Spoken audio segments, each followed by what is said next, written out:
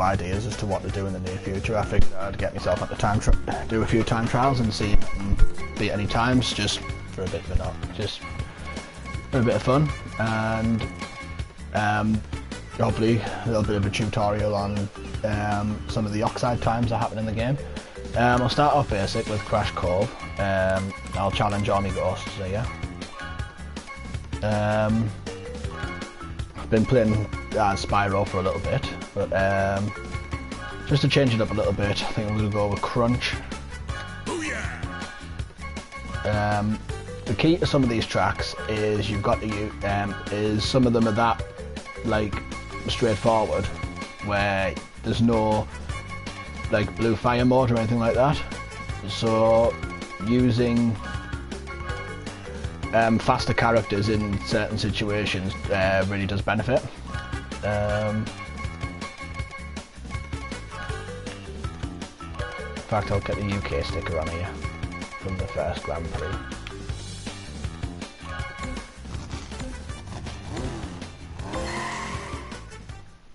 And away we go.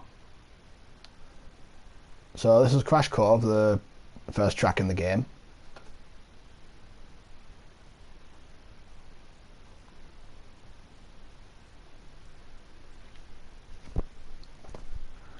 And if you're not quick enough on it, it can be one of the, if you don't have the technique down, it can be a bit of a tricky one to get through as well. That's why I take pressure time to load. So here we go. Can't guarantee I'm going to do brilliant with this, but oh, there we go. Make mistakes already, but basically hitting the shortcut on all 3 laps is pivotal to beating the oxide time on this, and for just finding anywhere where any little possible boosts can be used. Some would say that, you know, it's a bit of a benefit jumping from heights and things like that, but it does sort of waste a little bit of time, so we don't actually use that ship at all to do any of the jumps. And oh, I'm not doing a great job here. This is going to come back and bite me in the backside if I say this is meant to be a little guide on oxide times and I can't even beat it the first time round.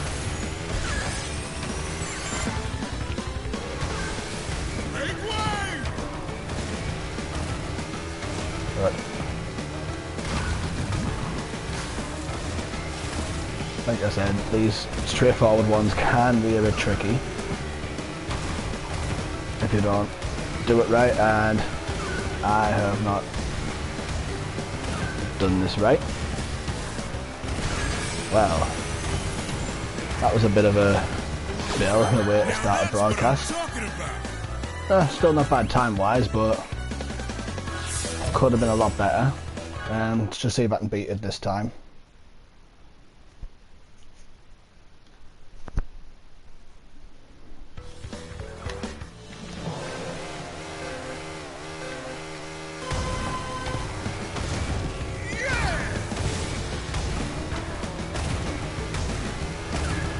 Just timing when you press the jump button off obstacles is a little bit pivotal as well, because it can give you that little bit of an extra boost up to the shortcuts, as well as like what will instigate what they call a stunt jump. And once you're into the stunt jumps, depending on how well you land, get a bit more of a boost. Like, didn't do the stunt jump there, but if I like say jump off this, like not every jump will guarantee a stunt jump, depending on if you're jumping towards a higher or a lower bit of ground, and depending on if a turbo pad was implemented as part of the jump. Doing a bit better this time round. That entropy ghost in front of me isn't the one you have to beat initially to unlock the oxide time. That's the entropy I use to beat the oxide time. And again, a couple of miscued landings, and yep, that wall's just slowed me down completely. And yeah, despite it being, you know, pretty much the most straightforward track in the game, the oxide time can be difficult to beat. But I think we'll have enough of me failing that for the time being, and see if I can find a one I can do a bit better on.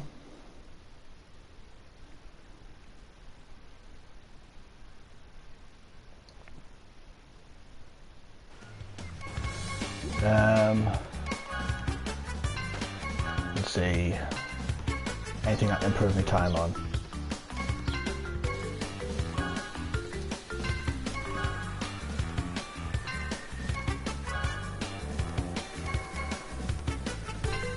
Let's see, we'll try.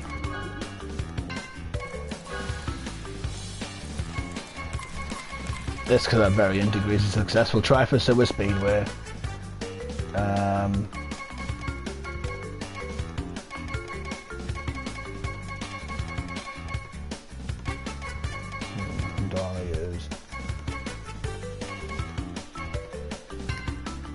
Tell you what, we'll stick with Crunch for the time being.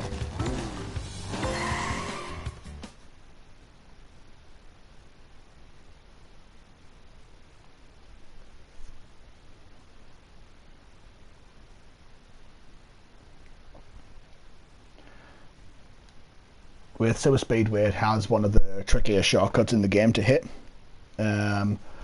And it all depends on the momentum you've got from how fast you're going, as well as the timing on pressing the R1 button, like that the little bit on the right there, as a in the intro sequence as a shortcut. I'll try and see if I can hit it first time round successfully. Though at this point I'm not making any guarantees. But so there we go. The key to beating the oxide time for this track is hitting that shortcut on all 3 laps without fail, and also trying to make sure that you don't get squashed by any of those barrels.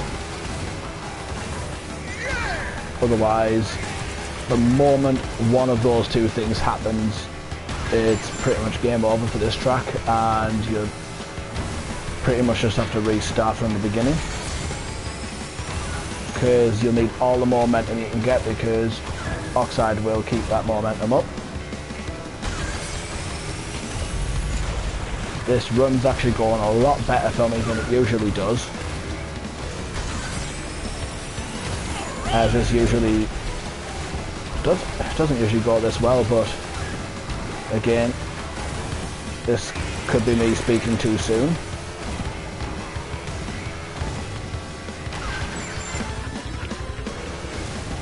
Final lap. This could be the moment of truth. Oh, there we go. That was a lot smoother than I expected it to be. Oh, and just like that, run over. There's no way I'm catching up at that moment, so let's see if I can give that another go and try again. This is one of the only tracks in the game where you pretty much have to have a flawless run in order to beat the oxide time. Because there are some where even the ghosts will make mistakes and stuff, like, yep, didn't hit the shortcut the first time round, so might as well restart again from the beginning.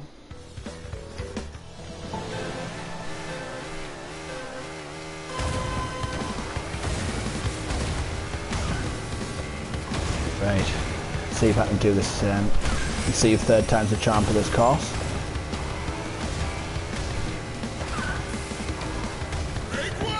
Right, there's the first shortcut done.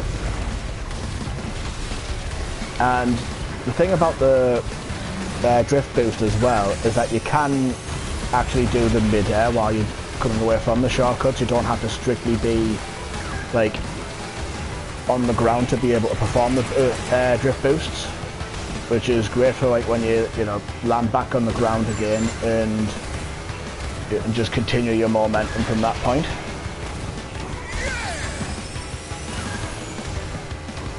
Hopefully that wasn't enough to sort of determine momentum, but that was. This is going a little worse than I thought it would, but see if I can do it again.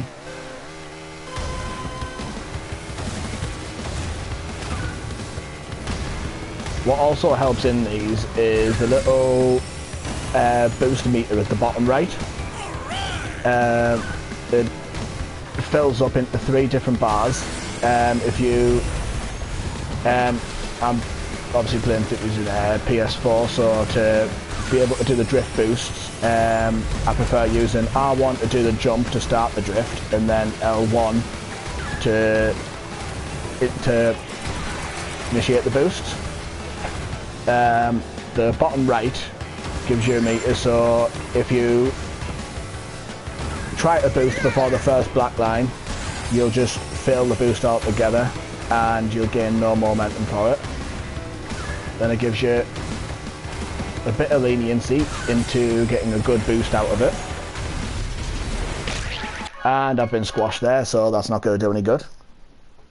This entire stream is just going to be of me failing this level now, isn't it? As I was saying then, but as I was saying, if you get it just in between the 2 faintish black lines, you get a good boost. But in order to gain the most momentum, it is a bit about like risk and reward.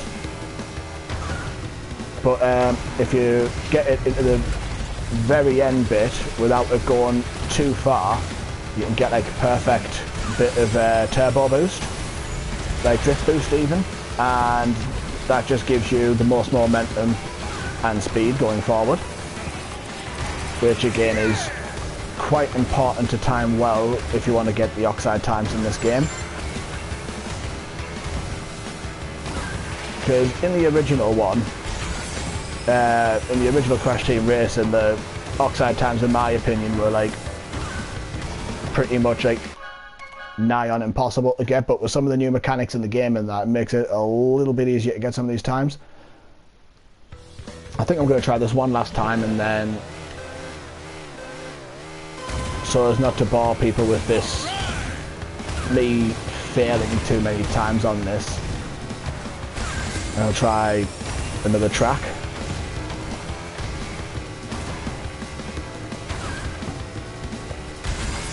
So like here, where you can actually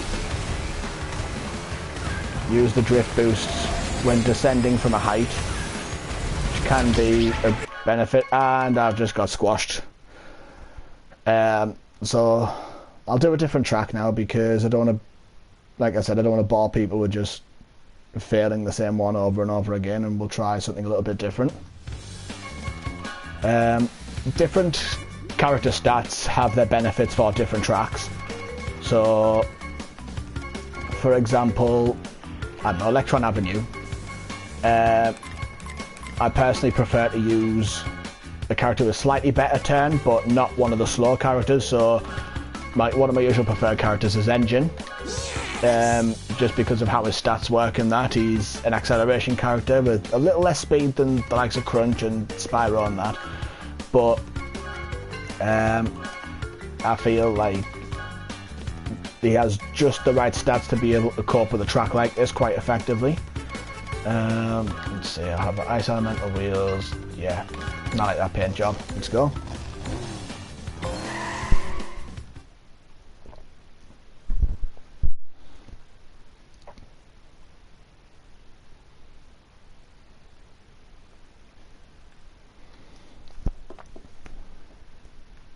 Like over time, some of these, like this track in particular, is become one of my favourites to use, just because it allows me to have a bit of fun and practice with how I master the blue flame.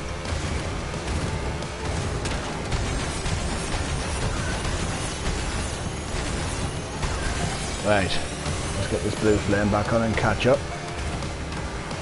Again though, with the oxide time, one of the things you need to be able to do on this track is to pretty much just be flawless with the blue stream, with the blue fire even, which can be a bit of a task. but and the timing of those electric fences also needs to be spot on, because just like how the those barrels in Sewer Speedway can sort of like have a huge effect on your run, those electric fences, if you pretty much hit any of those once, your run could effectively be over. This is why I like using characters like Engine, because I feel like it controls fairly well on this track. I mean, I'm not having a perfect run so far, but I'm on course to beating my current time, so just have to see how well I do over these next couple of laps. Plus I love the aesthetics on this course, like so much, like that it does become one of my favourites to run, like to repeat. It would probably take a lot for me to actually get physically bored with this track.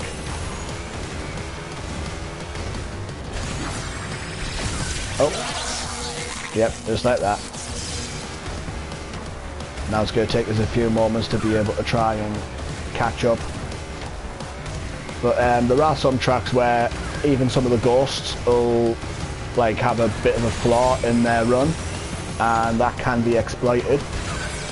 I think the biggest, one of the more noticeable ones comes on the track Deep Sea Driving, which I might do to show an example of the ghosts even having flaws with their runs and stuff. Oh, there we go.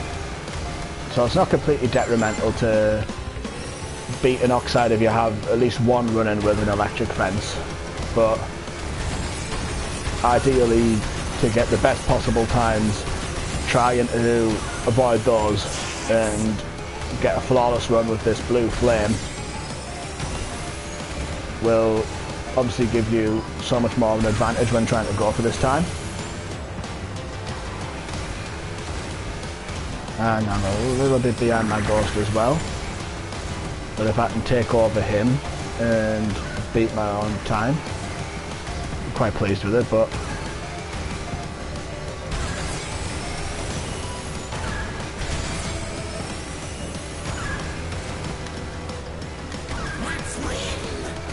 doing little tricks like that, because one of the key things I find when navigating tracks like this is, because square acts as one of the brake buttons in this, and using that in mid-air, and I think I've just beaten my own time. I've just beaten my old time by 4 seconds, so there's already a new best time for me.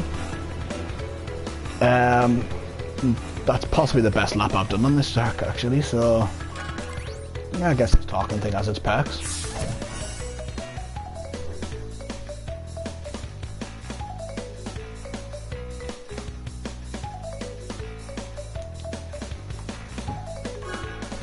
But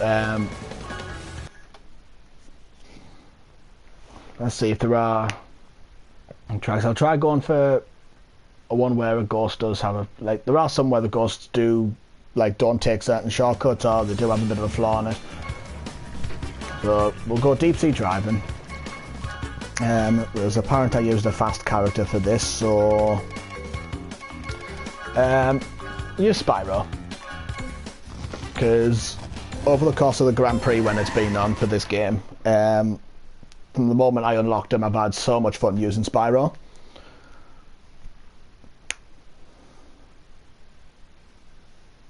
Oops, sorry if anyone just heard that click.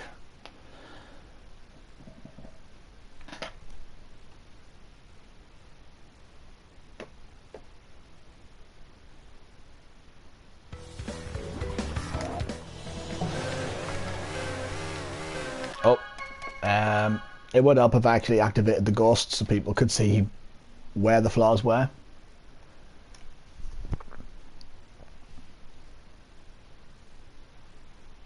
Sorry about this, if you just bear with us a moment. So back to time trial, Deep Sea Driving. Right, just to see where the flaws are though, I'm going to just put the Oxide and the Trophy Ghosts on. Our Spyro and this little hot rod essentially. Roadster, the detonator the vehicle's called.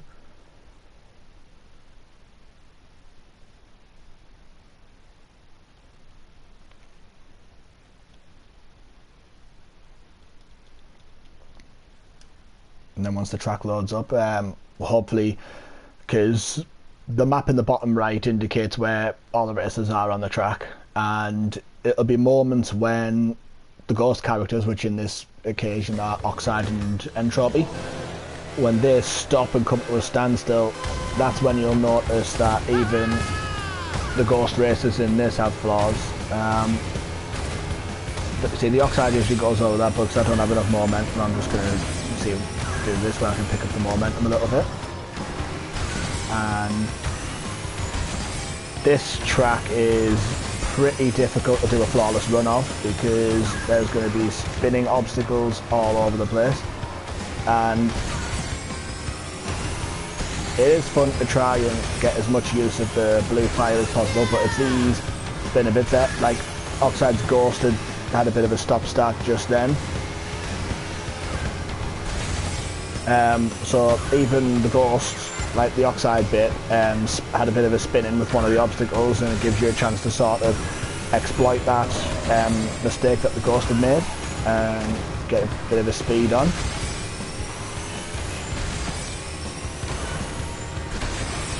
And hopefully, but then again, making mistakes like that, I don't think the Oxide Ghost makes many more mistakes outside of that one on the first lap, so it's quite pivotal to have as much of a flawless run as possible, even though again it's easier said than done. But in order to maintain the boost off of these ramps towards the end of the laps and stuff, oh crikey, I don't think I'm going to beat the Oxide time this time round. I think just because if my memory serves me correctly, I don't think the Oxide Ghost makes any more mistakes on this track, so I could have already lost to him, but we'll see. Yeah.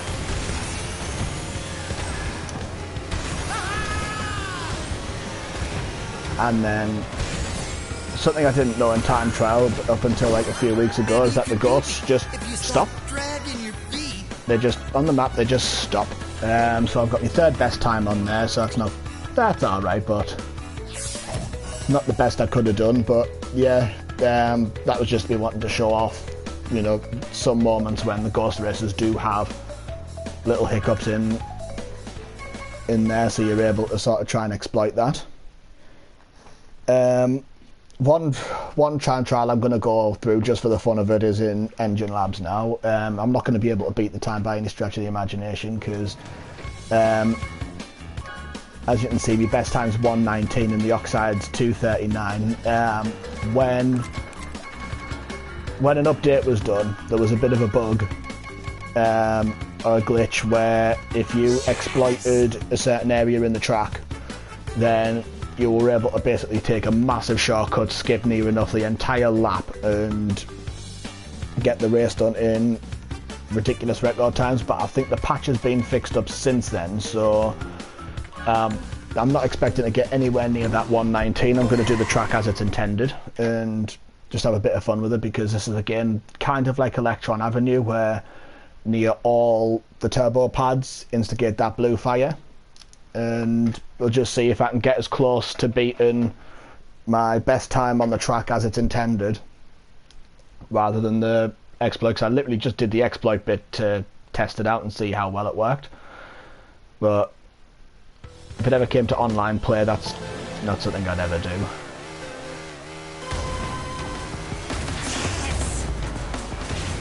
So let's just see if I can get as close to my best time as the track was intended.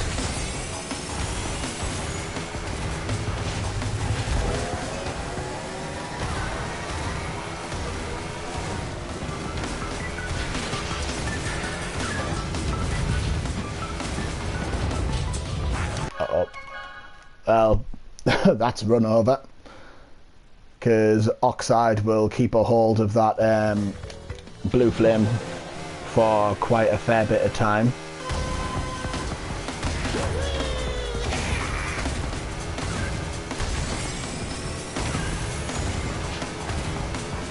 you'd think with Entropy's car having like faster stats, because he's a speed character rather than an acceleration character, that he'd be at least a little bit faster and put up a bit more of a fight. But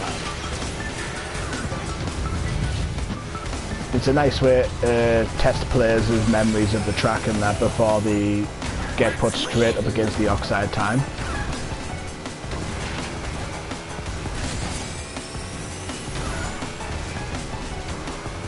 But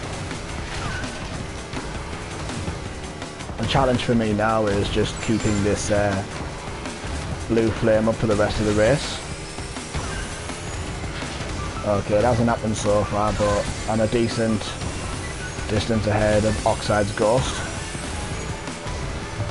So it's just basically the trick to beating Oxide's Ghost is just as long as you were able to keep the blue flame up to a certain degree, and then not make it like, you know, not like fall off the track or have anything major slow you down, then it shouldn't be too bad to beat. But like I said before, as a kid, I felt like the Oxide times in the original Crash Team Racing were like nigh on impossible. That's right, so I don't think I'm going to beat me best time as the track intended, but this is easily my favourite track ever, because I feel like it did a reasonable amount to be able to test players' skill sets up until then, because it's one of the later ones in the adventure mode as well.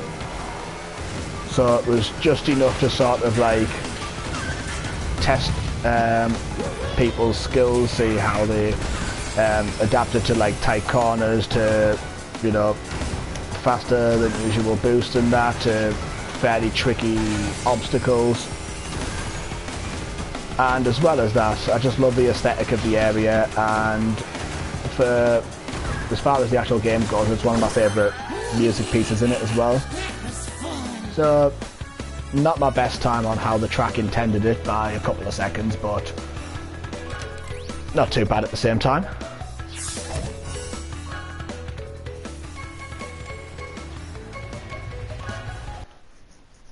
I think I'll try one more this time trial stream, because I don't want to sort of drag these out too long if I can get away with it. So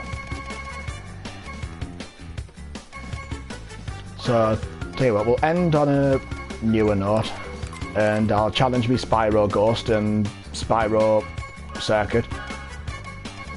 I'll end off by being Spyro as well. The blue Spyro. And I tell you what, just have a bit of theming in, because all the icy bits and that. There we go. Blue Gem, Ice Elemental. Let's see if I can beat my time on here. This one has actually slowly become, well, not even slowly really, because it's only been out a couple of weeks, but this has become another one of my favourite tracks in the game, just because, well, as I said in my first impressions stream, that the amount of nods that the game takes to the actual Spyro series is unbelievable. The fact that when you're doing a race, a normal race, the crash boxes get replaced with like the treasure chest you'd find the gems in, and Wumpa fruits, which are normally used to help gain like speed boosts and weapon buffs and stuff, replaced by collectible gems, which I think is another brilliant nod to the Spyro series. And another track that does this little doorway thing in the game is Hyperspace Way, but the fact that, you know, little portals are done through like level portals and things like that, I just think it's an absolutely brilliant nod. I don't think I'm going to beat me time now because of how far ahead, because it's a fairly straightforward track this otherwise, like, you know, there's no like real shortcuts you can take. There's like one what I'd call like pseudo shortcut maybe, where I'll just try again from the beginning and see if I can do a bit better.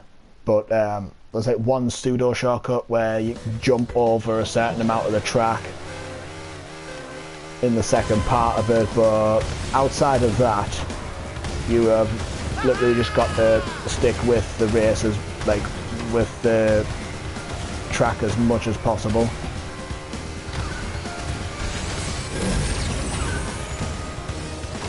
So let's see, like there's one there and there's one here, but those are literally the two closest things you get to a shortcut in this track.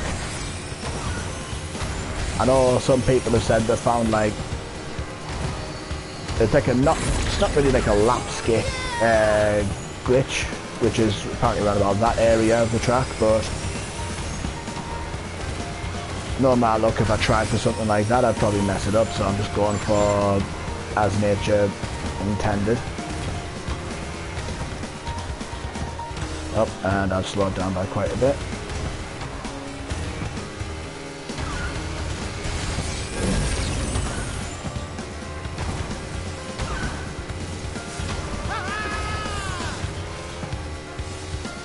Oh, that was close. Because you even land remotely on the curbs, you get taken away by Sparks, who I think I need to have a look and see if I play as one of the Crash characters, whether he's the invincibility mask for all of them, but when they introduced Spyro, Hunter and Nasty Nork, like instead of having like Aku Aku or Uka Uka as the invincibility masks in this game, which I suppose the invincibility masks are like the Mario Kart equivalent of like the star power up.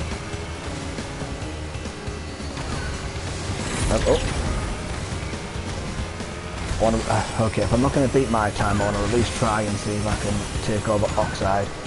But yeah, like Sparks acts as like the invincibility mask in this level, and from what I've heard, he acts as it for all the characters in this course alone though.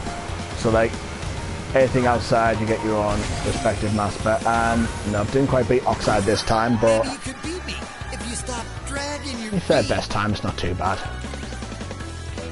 But yeah, I just love the amount of references to like Spyro. I think it's mostly Spyro 1, but the actual song in it is apparently a remix of the Mushroom Speedway from Year of the Dragon, which is a nice little nod because it was one of the race games in like racing levels in like within the whole trilogy and stuff. And it seems just appropriate that, you know, you'd have a remix of a raceway track for a racing game. But anyway, I'm going to leave it here for now. And to anyone who's tuning in now or later, thank you, and I'll see you later on.